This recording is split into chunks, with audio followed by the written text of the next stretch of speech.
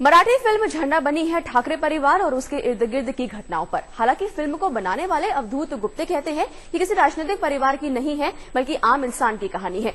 लेकिन यहाँ पर बड़ी बात यह है कि ये अब तक की सबसे महंगी मराठी फिल्मों में से एक है।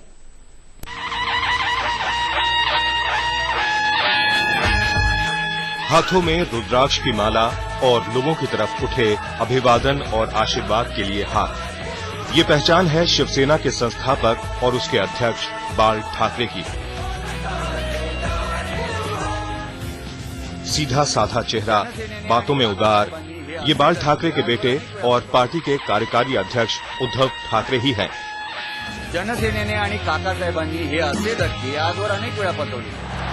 विद्रोही और गुस्सैल स्वभाव, भाषणों में आग, अंदाज में तीखापन, ये राज ठाकरे जैसा ही किरदार है। महाराष्ट्र साम्राज्य सेना झंडा का प्रोमो देखिए या फिर पोस्टर, कुछ ऐसे ही चेहरे आपको दिखेंगे। मतलब ये फिल्म बनी है ठाकरे परिवार के दो भाइयों के बीच की सियासी जंग पर।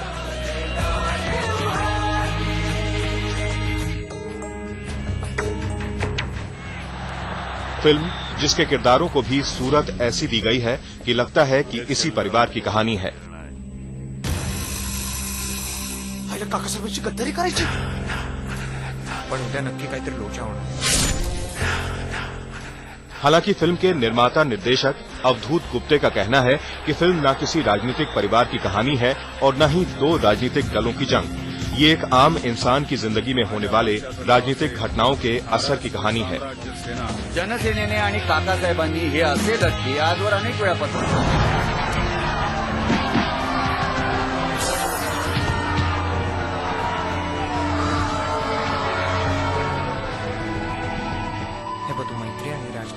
झंडा की कहानी के बारे में कहा जाता है कि ये चार नौजवानों की नजरों से देखी गई घटना है। ऐसे नौजवान जो एक राजनीतिक पार्टी के समर्पित कार्यकर्ता हैं।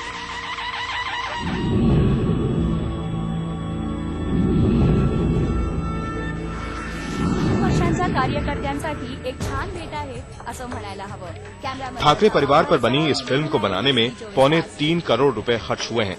कहा जाता है कि मराठी फिल्म में ये अब तक की सबसे ज्यादा बजट की फिल्मों में से एक है। आज तक ब्यूरो। फिल्म का मसाला हमेशा किसी खास घटना पर आधारित होता है। ठाकरे परिवार में कई घटना है। राज की बगावत के बाद वहां के बदले हालात को लेकर राज ने शिवसेना को अलविदा कहकर महाराष्ट्र नवनिर्माण सेना बनाई। ये सब इसलिए हुआ क्योंकि चाचा बाल ठाकरे ने उद्धव को सौंप दी अपनी विरासत। महाराष्ट्र के सबसे ताकतवर सियासी परिवार की कहानी किसी हिट फिल्म की कहानी जैसी ही है। राज और उद्धव एक वक्त में बाल ठाकरे के दो हाथ हुआ करते थे। भतीजे राज के हाथों में थी यूथ ब्रिगेड की कमान और बेटे की छवि बन रही थी उदारवादी नेता के तौर पर। भतीजे के तेवर में चाचा की झलक दिखती थी। अंदाज वही, सुर वही, शौक वही। लेकिन हत्या के एक आरोप ने राज को परिवार से अलग कर दिया। मला वेगळ्याच गोष्टींमध्ये अडकवून ठेवलं त्यावेळेला सगळ्यांनी। मी इथं म्हणे काय खूनच केला आणि बाकी सगळे चालू होतं यांचं। 2003 में बाल ठाकरे ने अपने बेटे को पार्टी की कमान सौंप दी। फिर क्या था, राज ने भी अपनी नई सेना तैयार कर ली। नाम दिया महाराष्ट्र नवनिर्माण सेना। और फिर शुरू हुआ आरोपों का दौर। ऐसे शब्द मानो किसी फिल्म के डायलॉग ही हों। अनेक दगडांना शिवसेना प्रमुखांनी शेंदूर लावला, हे मोठे झाले, त्याच्यात तुझा सुद्धा गोटा होताच। तुझाही मोठा होता। जसा निरुपम मोठा झाला तसा तूही मोठा झाला। जर तुला शेंदूर फासला नसता तर तुला तरी लोकांनी आणि महाराष्ट्राने कसं ओळखलं असतं।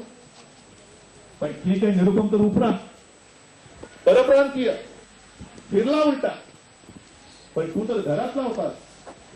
माने आणि साहेबांनी मांडी होती घेऊन। परिवार में दो भाइयों की ये जंग हुई तो सब्जेक्ट सुपरहिट हो गया। और इस पर भी फिल्में बनने लगी। काकासाहेबांची गद्दारी करायची